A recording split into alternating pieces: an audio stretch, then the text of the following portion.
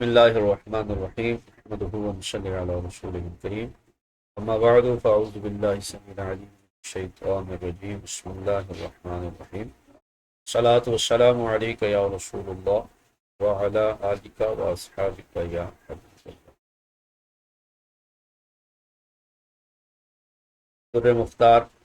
باب التیمم کا ابتدائی حصہ پچھلی کلاس میں ہم پڑھ چکے. آج دوسرا حصہ والحکم للغالب سے آغاز کریں گے. صاحب تنویر الابصار فرماتے ہیں والحکم للغالب، کہ حکم جو ہے غالب کے لیے ہوگا، یعنی جو چیز غالب ہوگی اس کا حکم ہوگا. صاحب در مختار فرماتے ہیں لو اختلط تراب بغیرہ ذهب وفضة، اگر مٹی جو ہے کسی اور چیز کے ساتھ جیسے سونے چاندی کے ساتھ اگر مل گئی، ولو مسبوقین وارض محترقۃ، اگرچہ دونوں پگھلائے گئے ہوں اور جلی ہوئی زمین ہو. وارض محترقۃ فرماتے ہیں کہ فلو الغلبۃ بتراب جازا، اس صورت میں بھی اگر مٹی جو ہے وہ غالب ہے تو تیمم اس سے جائز ہے. یعنی مٹی کے ساتھ اگر کوئی ایسی چیز مل جائے جس کے ساتھ تیمم نہیں ہوتا تو غلبے کا اعتبار کیا جائے گا. اگر غالب وہ چیز ہے جو زمین یا جن سے زمین سے ہے تو تیمم جائز ہوگا، اور اگر غالب دوسری ہے وَإِلَّا لا، تو پھر تیمم اس سے جائز نہیں ہے. خانون وَمِنْهُ عُلِمَ حُکْمُ التساوی، اور اسی سے فرماتے ہیں کہ برابری کا حکم بھی معلوم کر لیا گیا.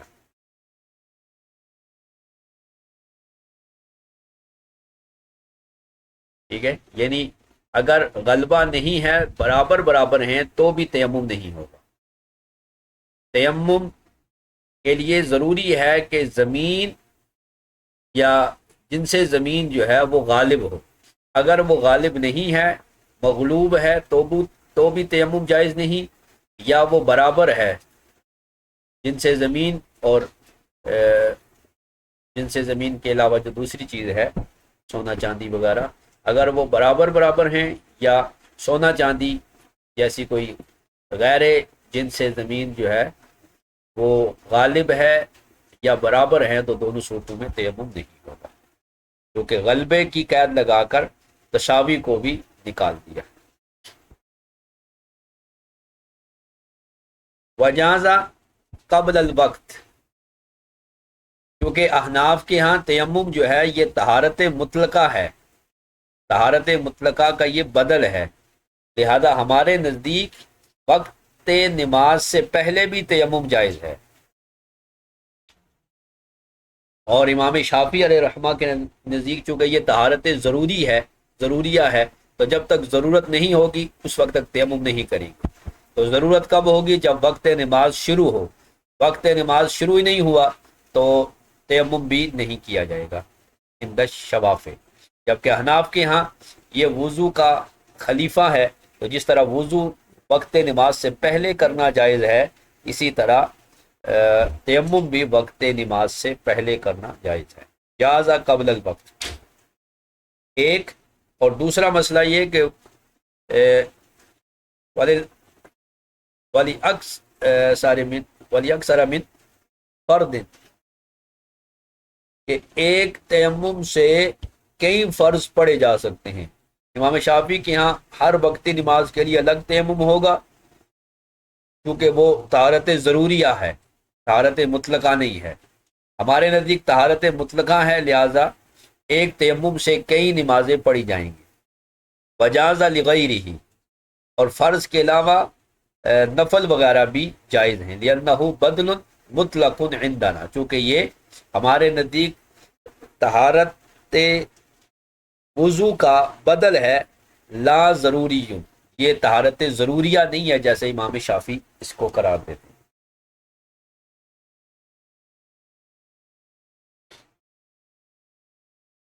وجازہ لخوف فوت صلاۃ جنازت اے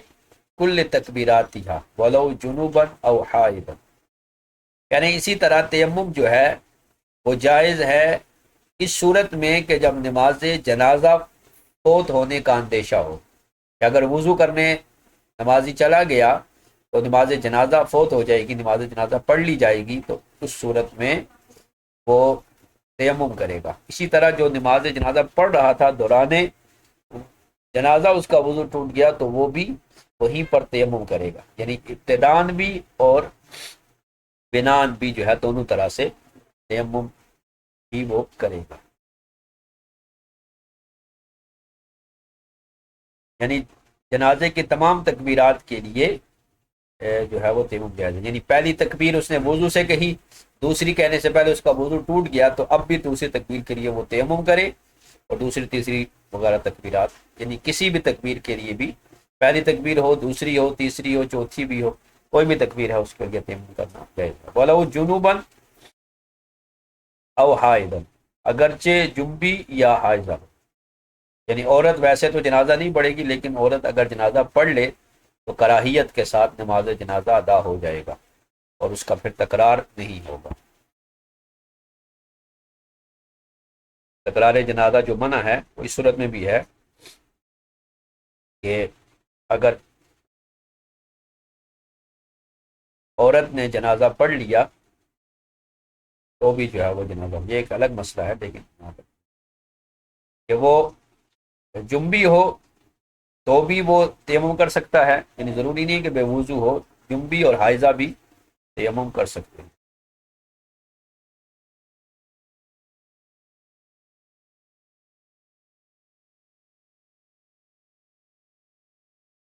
وَلَوْ جِیَ بِأُخْرَى إِنْ أَمْكَنَهُ التَّوَدِّي بَيْنَهُمَا ثُمَّ زَالَ تَمَكُّنُهُ عَادَ التَّيَمُّمَ وَإِلَّا لَا وَبِهِ يُفْتَى۔ اگلا مسئلہ یہ ہے کہ اگر دوسرا جنازہ لایا جائے، وَلَوْ جِیَ بِأُخْرَى، اگر دوسرا جنازہ لایا گیا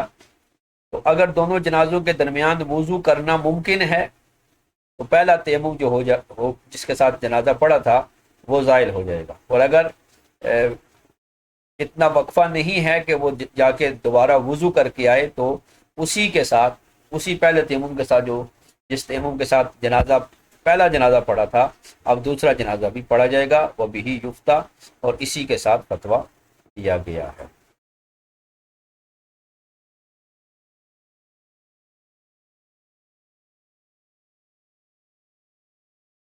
کہ اگر ممکن ہو، وقت ہو تو وضو کرے تو پھر وہ وضو کرے گا، تیمم ختم ہو جائے گا، ورنہ وہی تیمم کافی ہے۔ او فوت عید،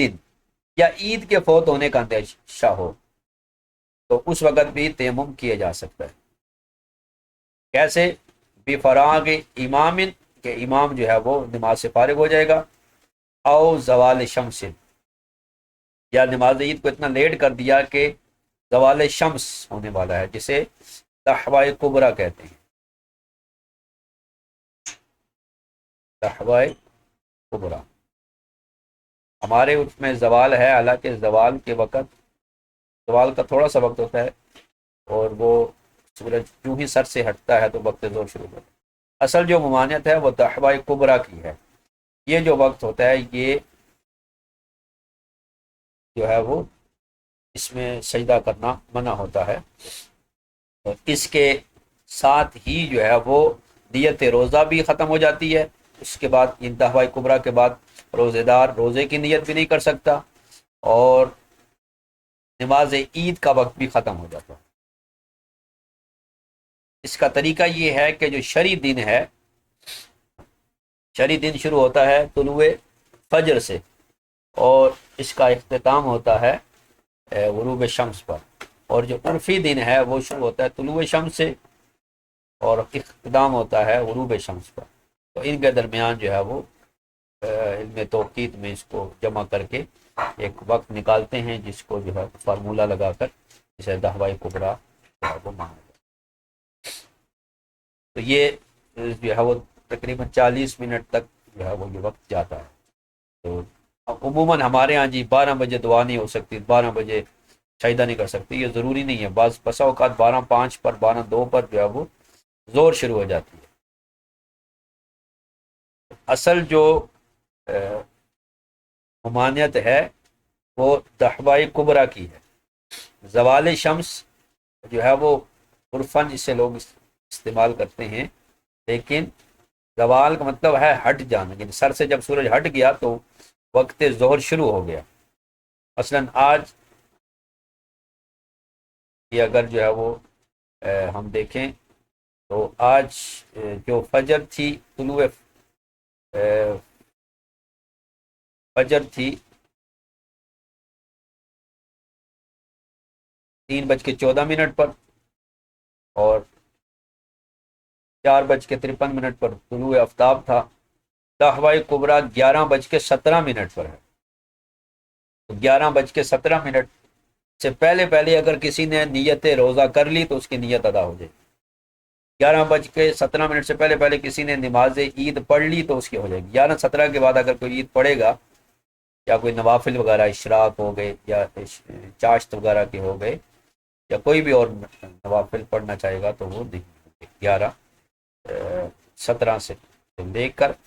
یہ جا رہا ہے جی 12:07 پر، تو 12:07 سے جو ہے وہ آج وقت ظہر جو ہے وہ شروع ہوا تھا۔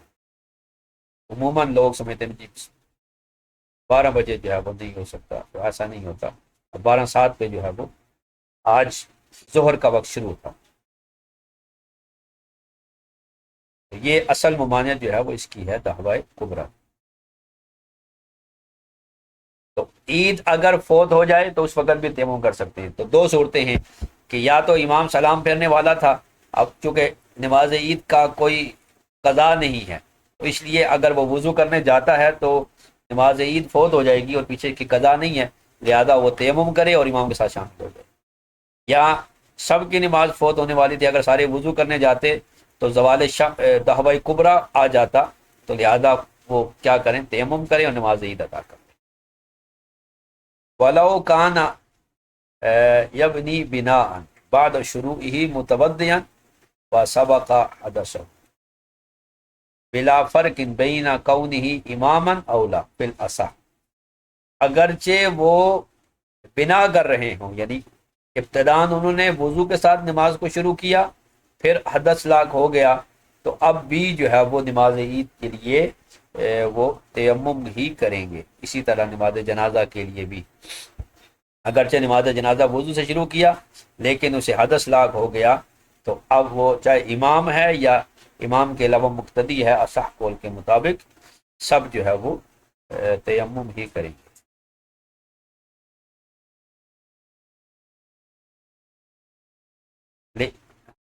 لأن المناط خوف الفوت لا الى بدل، کیونکہ تیمم کے جواز کا مدار نماز کے فوت ہونے کے خوف کی وجہ سے ہے، جس نماز کا کوئی بدل نہ ہو۔ فجاز کسوف، پس نماز کسوف کے لیے، یعنی جو سورج گرہن کی نماز ہے، اس کے لیے بھی تیمم جو ہے وہ جائز ہوگا۔ وسنن و رواتب، اور سنن رواتب یعنی سنت مؤکدہ جو ہیں اس کے لیے بھی تیمم جائز ہے۔ ولو سنت فجر، اگرچہ سنت فجر ہیں۔ خاف فوتها وحدها، جب وہ اکیلے ان کے فوت ہونے کا اندیشہ ہو کہ صورتیں جو ہے وہ بن سکتی ہیں کہ ایک تو ہے سنت روابط، جیسے سنن وہ سنتیں جو ظہر مغرب اور عشاء اور جمعہ کے بعد ہوتی ہیں، جب انہیں اس حد تک مؤخر کر دے کہ اب اگر وضو کرنے جائے گا تو وقت ظہر ختم ہو جائے گا، تو اب اس نے سنت ظہر جو بعد پڑھی جاتی ہیں تو وہ نہیں پڑھی تھیں، تو اب وہ تیمم کر کے پڑھ سکتا ہے، کیونکہ جو یہ وقت نکلے گا ظہر کا اب ان کی قضا نہیں ہو سکتی۔ اور اسی طرح سنت فجر کے متعلق بھی ہے کہ وہ بھی اسی طرح ہو، چونکہ وہ زیادہ موقد ہے، یہ اکیلے جب فوت ہونے کا اندیشہ ہو تو پھر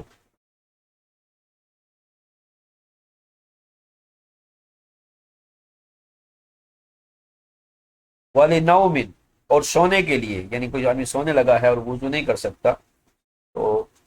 تیمم جو ہے وہ اس کے لیے جائز ہے، یعنی پانی کے موجود ہوتے ہوئے بھی سونے کے لیے تیمم کرنا جائز ہے۔ وسلام وردی وَإِن لَّمْ تَجُزْ الصَّلَاةُ بِهِ، سلام اور رد سلام کے لیے بھی تیمم کرنا جائز ہے، اگرچہ اس کے ساتھ نماز نہیں پڑھی جائے۔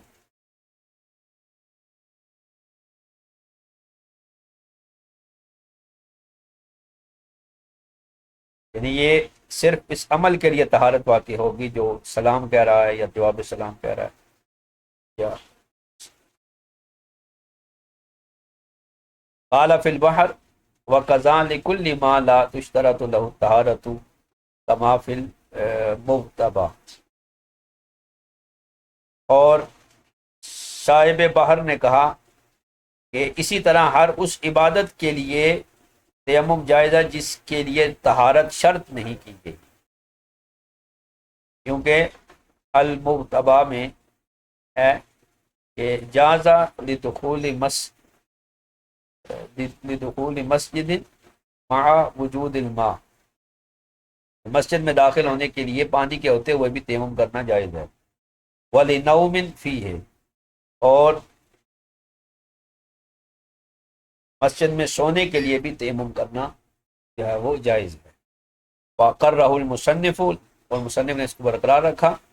لیکن فی النہر، لیکن نہر الفائق نے فرمایا کہ الظاہر ان المراد المغتبہ للجنب وساقط الدلیل، کہ المغتبہ نے جو فرمایا کہ مسجد میں داخل ہونے کے لیے جو ہے وہ باوجود پانی کے تیمم جائز ہے، تو یہ جنبی کے لیے، لہذا اس سے دلیل لینا کہ ہر وہ جو مسجد میں داخل ہو وہ تیمم کر کے داخل ہو، یہ دلیل جو ہے وہ ساقط ہو گئی، یعنی جنبی جب مسجد میں داخل ہو تو تیمم کر کے داخل۔ قل تو صاحب دور مختار کہتے ہیں، میں کہتا ہوں وہ فی المنیا و شرحیہ، منیا اور اس کی شرح میں ہے تیممہ لدخول مسجد ومس مصحف مع وجود الماء لیس بشیء بل ہوا عدم لأنہ لیس لعبادت یخاف فوتها۔ کہہ رہے ہیں میں کہتا ہوں کہ منیا اور اس کی شرح میں ہے کہ تیمم کرنا مسجد میں داخل ہونے کے لیے اور قرآن پاک کو چھونے کے لیے باوجود اس کے کہ پانی موجود ہے جائز ہے۔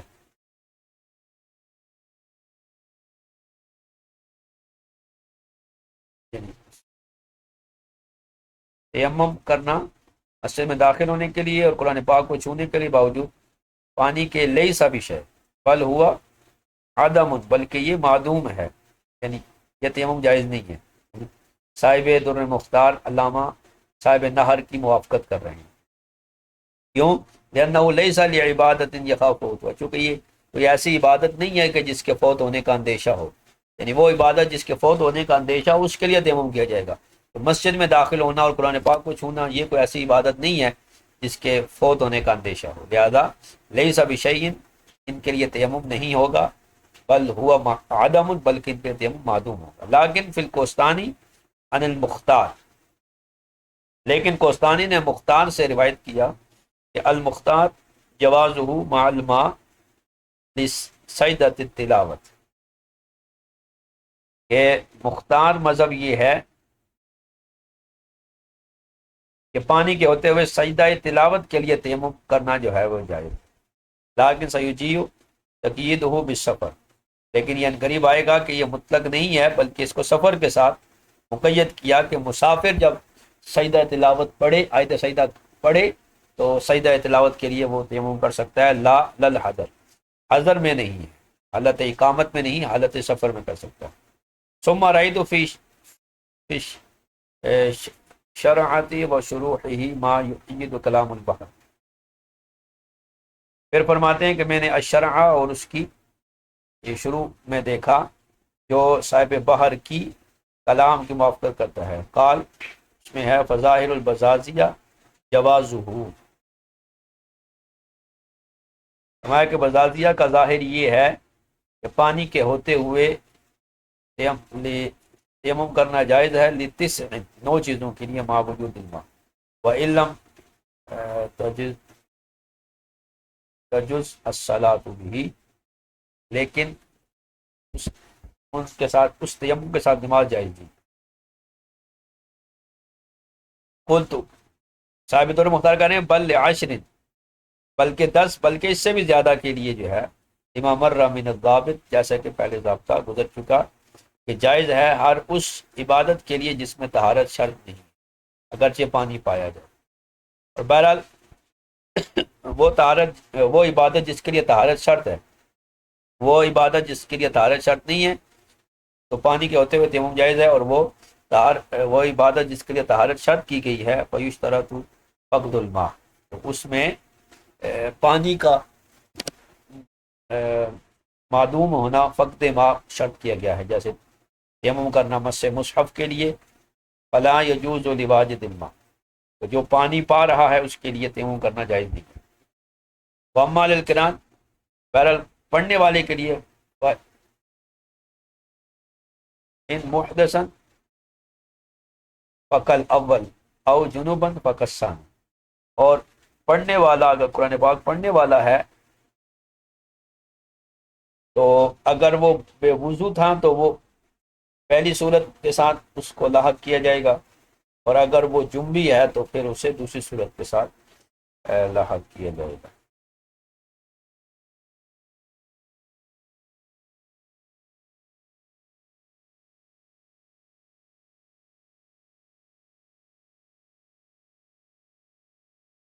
یعنی قرآن پاک پڑھنے کے لیے، زبانی پڑھنے کے لیے وضو ہونا شرط نہیں ہے،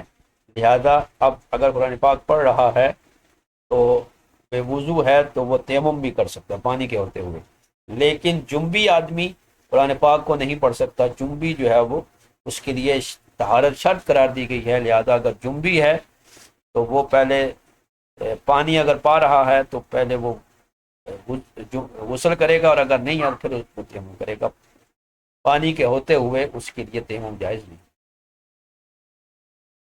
قالو، فقہا نے فرمایا لو تیمم لدخول مسجد او لقراءۃ ولو فی مصحف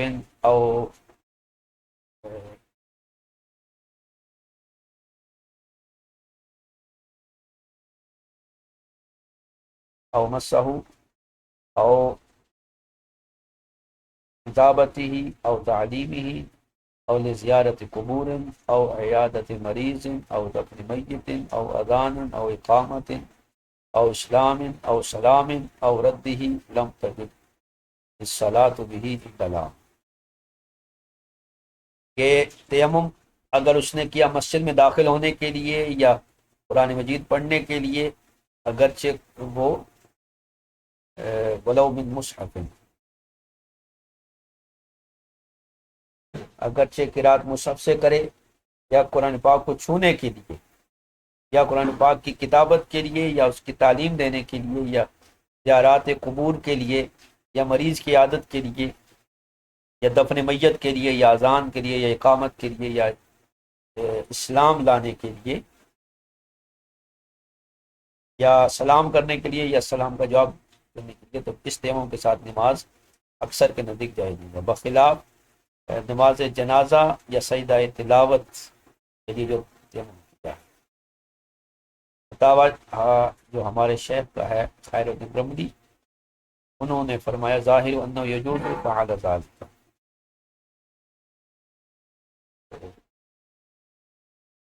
اس کا ظاہر یہ ہے کہ اس کا یہ فعل جو ہے وہ انه یجوز کا یہ فعل جو ہے وہ پتہ ہوں۔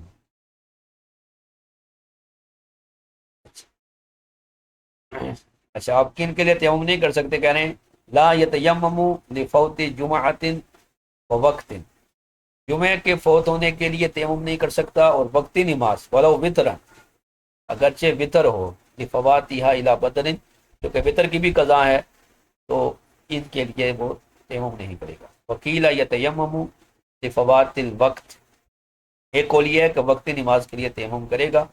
قال الحلبی فالاحوط ان یتیمم ویصلی ثم یعید، اور علامہ حلبی نے کہا کہ احوط یہی ہے کہ وقتی نماز اگر جو ہے وہ ضائع ہو رہی ہو، وقت چلا جا رہا ہو، تو احتیاطاً تیمم کر کے نماز پڑھے اور پھر بعد میں اس کا اعادہ کرے۔ اعلیٰ حضرت نے بھی اسی کو جو ہے وہ تبدیل دی ہے کہ وقتی اور جمعہ کی نماز کی، یعنی کہ وقتی نماز کے لیے جو ہے اس کو ویجب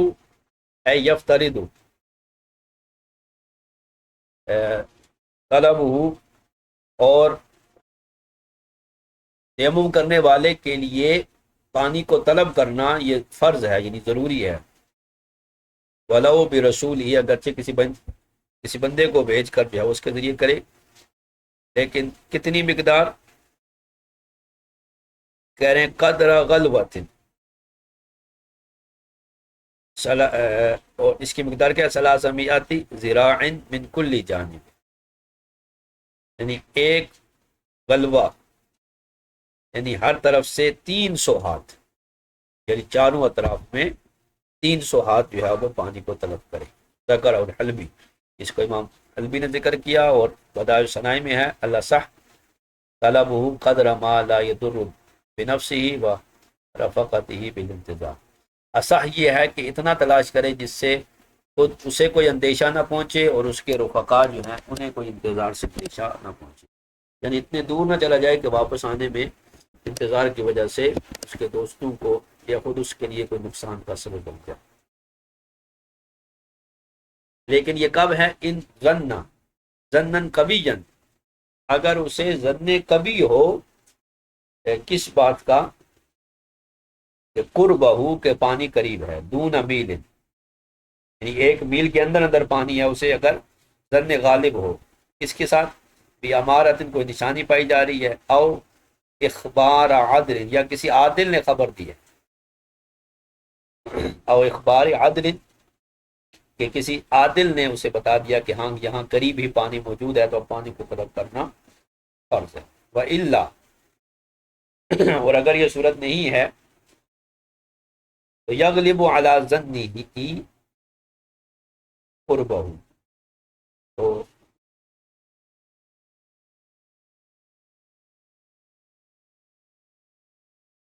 اب جو ہے وہ اپنے ظن غالب کے مطابق جو ہے وہ اس کو طلب کرے۔ لا یجب، اب واجب نہیں ہے، بل ینطب، بلکہ اب اس کے لیے مستحب ہے۔ ان رجا، اگر اسے امید ہے، وَإِلَّا لا، ورنہ جو ہے وہ نہیں، یعنی اگر اسے امید ہے کہ ممکن ہے یہاں پانی مل جائے تو اب اس کے لیے مستحب ہے، جبکہ ظن غالب نہ ہو۔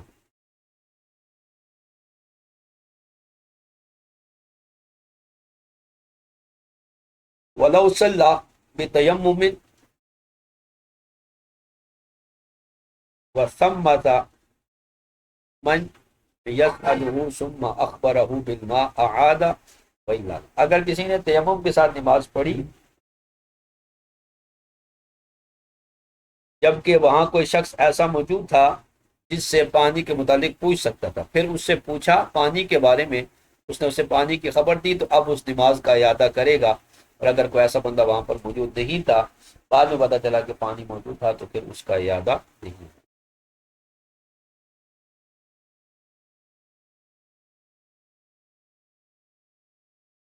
یعنی اگر پوچھا تو اس نے بتا دیا کہ پانی ہے تو اب اعادہ ہے، اور اگر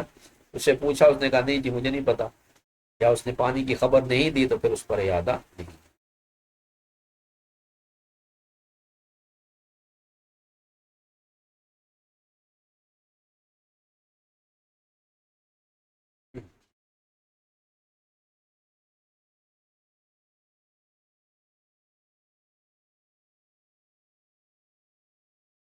اب آگے کچھ شرائط بیان کرتے ہیں۔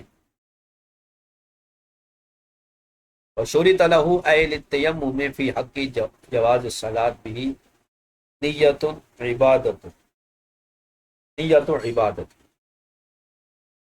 اور تیمم کے لیے نماز کے جائز ہونے کے حق میں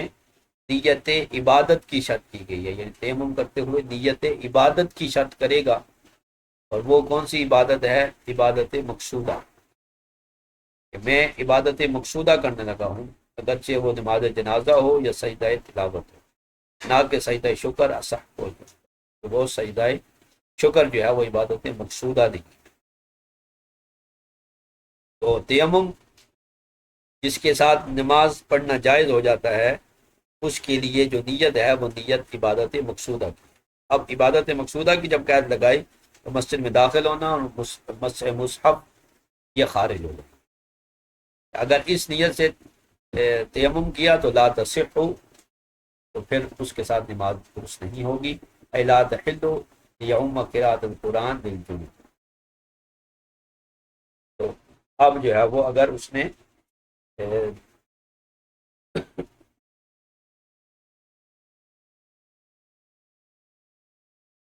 حلال نہیں ہوگی اس کے لیے نماز پڑھنی، تاکہ جنبی کے لیے قرآن کریم بدون طہارت تو خارج السلام ورم، تو شرط لگائی گئی ہے عبادت مقصودہ کہ جو بغیر طہارت کے درست نہیں ہوتی۔ تو اب اس سے سلام اور رد سلام جہاں نکل جائے گا۔ بلغا تیمم کافرن، بس کافر کا تیمم یہ ایک الگ مسئلہ ہے، کافر کا تیمم لغو ہے، لا وضو، اس کا وضو لغو نہیں ہے، وضو اس کا ہو جائے گا، تیمم نہیں ہوگا۔ کیوں؟ لأنہ لیسا باہل نیت، کیونکہ کافر اہل نیت نہیں ہے، اور تیمم میں نیت ضروری ہے۔ وما یفتقر الیہ لا یصح،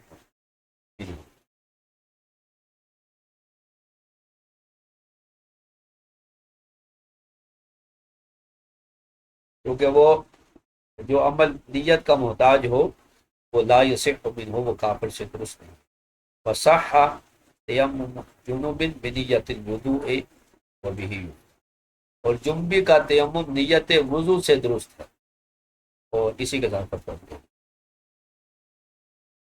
اگر جنبی وضو کی نیت سے تیمم کرے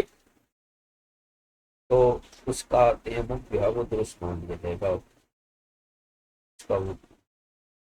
جنابت ختم ہو جائے گا۔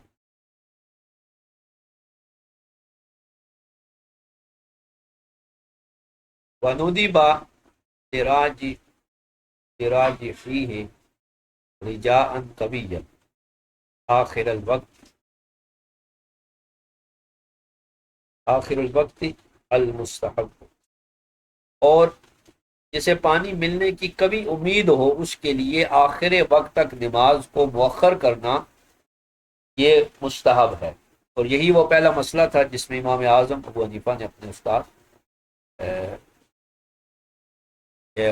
حماد سے اختلاف کیا تھا۔ دونوں ایک سفر میں تھے تو پانی نہیں تھا، تو شیخ نے فوراً تیمم کیا اور نماز پڑھ لی۔ امام اعظم فرمانے لگے کہ میں انتظار کرتا ہوں شاید پانی مل جائے، تو آپ نے انتظار کیا اور آخر وقت میں پانی مل گیا اور آپ نے وضو کر کے نماز پڑھی۔ یوں اگر آخر وقت میں ملنے کی امید ہو تو اس کو مؤخر کیا جا سکتا۔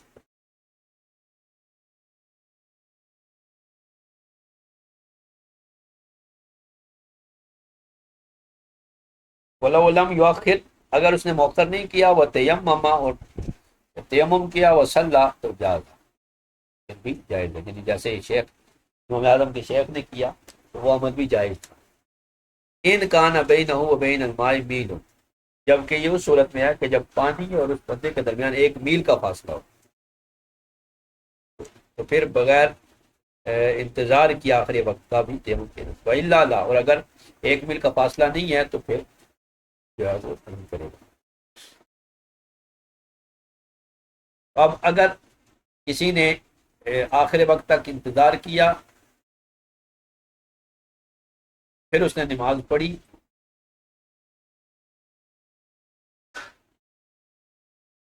صلی من لیس فی العمران بالتیمم، تو وہ شخص جو آبادی میں نہیں تھا اس نے تیمم کے ساتھ نماز پڑھ لی، نسی الماء فی رحلی، اور وہ پانی اپنے کجاوے میں اپنے سامان میں بھول گیا، وہو مما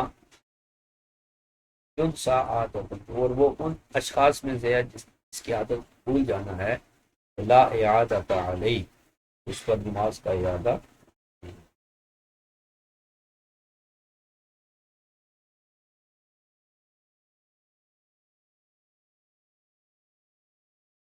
پانی کجاوے میں رکھ کے بھول جانا یہ بھی ایک ایسی چیز ہے جو بھول جائے کرتا ہے، مطلب اس لیے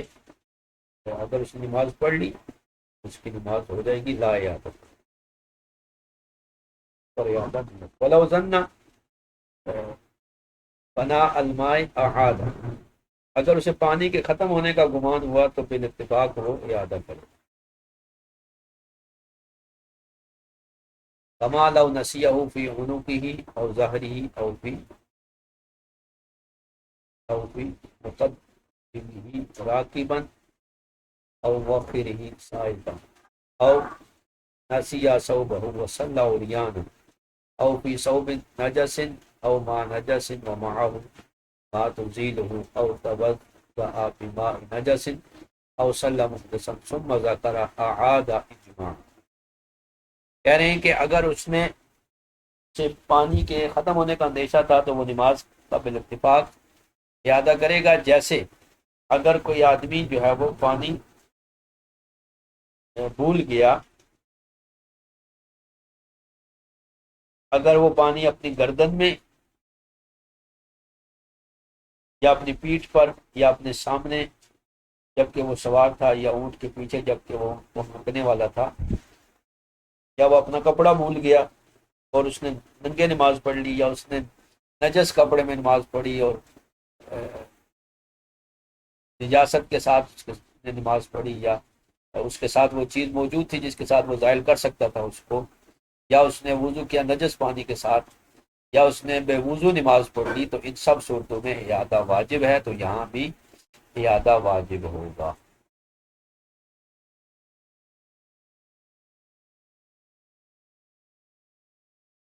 وَيَكْتُبُهُ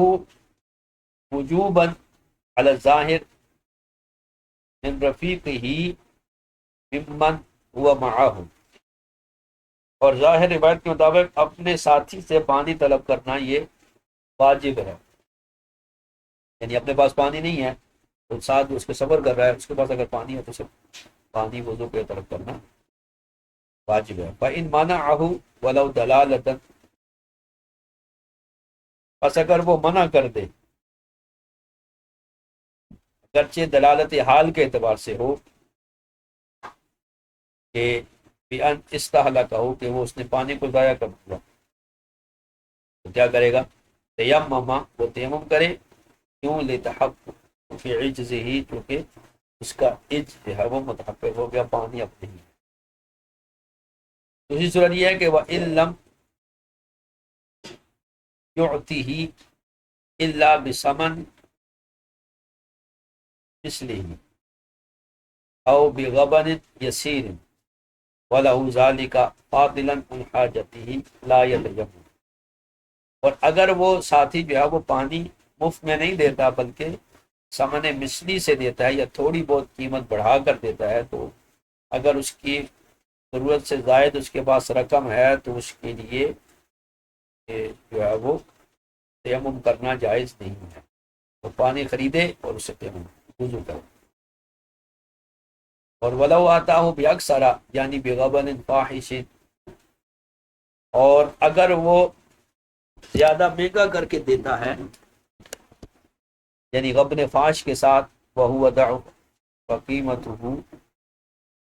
ضعف قیمتہ، وہو ضعف قیمتہ فی ذلک المکان، یعنی وہ گویا دگنی قیمت کر کے دے رہا ہے، تو یہ غبن فاش ہے۔ ایک او لیس لہ ثمن، یا اس کے پاس پیسہ ہی نہیں ہے کہ جس کے ساتھ پانی خرید سکے، تو ذالک تیمم، اس صورت میں وہ تیمم کرے گا۔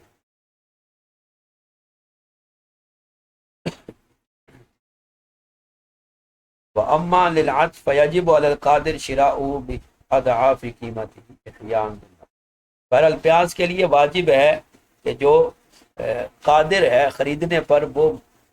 کئی گنا مہنگی قیمت پر بھی پانی خریدے گا، اس لیے کہ جان بچانا ضروری ہے، یعنی جان جو ہے وہ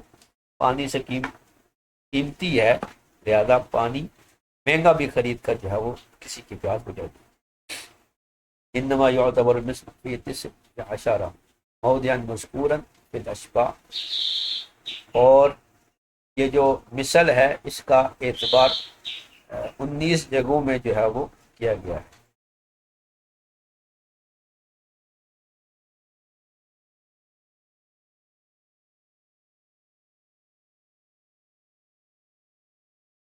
کہیں مثلی قیمت کے ساتھ خریدنا 19 جگہ پر جیسا کہ اشباع میں ہے، اور اس میں یہ بات موجود ہے قبل طلب ہی الماء، پانی کو طلب کرنے سے پہلے، لا یتیمم علی الظاہر، یعنی ظاہر روایت کے مطابق ہمارے اصحاب سے ظاہر روایہ ہے وہ پانی کو طلب کرنے سے پہلے تیمم نہیں کرے گا، لأنہ مبذول عادت، کیونکہ عادتاً پانی خرچ کیا جاتا ہے تمام، اور مقصود سے ہے وہ علیہ الفتویٰ، اسی پر فتویٰ۔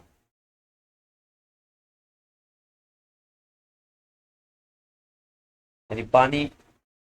اگر کسی کے پاس موجود ہے تو پانی اسے طلب کرے، اس لیے کہ پانی کو خرچ کیا جاتا ہے، پانی اپنے ساتھ رکھ کر کوئی واپس گھر نہیں لے کے آتا، اس کو خرچ کر دیتے ہیں، استعمال کر لیتے ہیں، لہٰذا اگر کسی کے پاس پانی ہے تو اس کو طلب کیا جائے، تو یہ اسی پر فتویٰ ہے۔ یجب و طلب دلو والرشا، اسی طرح ڈول اور رسی کو